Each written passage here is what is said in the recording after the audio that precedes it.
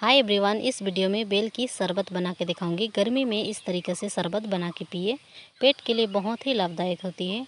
सारी पल्प को मैं निकाल रही हूँ एक बर्तन में। ये देखिए, बेल में ऑलरेडी मीठा होता है, इसीलिए मैं 1 चम्मच चीनी यूज़ कर रही हूँ और ठंडा पानी 1 गिलास। सारी पल्प को मैं अच्छे से मैच कर रही हूँ। आप लोग चाहे तो हाथों की मदद से भी मैच कर सकते हो।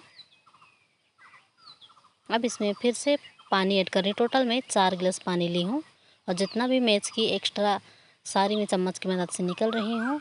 1 चम्मच चाट मसाला, आधा चम्मच नमक, सारी चीज़ों को अच्छे से मिक्स कर लीजिए। ये देखिए, बेल की शरबत बिल्कुल ठंडा ठंडा सर्व कर रही हूँ। बहुत ही हेल्दी बनके बिल्कुल रेडी है। ये वीडियो कैसा लगा? वीडियो अच्छा लगा तो वीडियो को लाइक, चैनल को सब्सक्राइब कीजिए। फिर मिलते हैं नए वीडियो के साथ। तब तक के लिए take care and bye bye.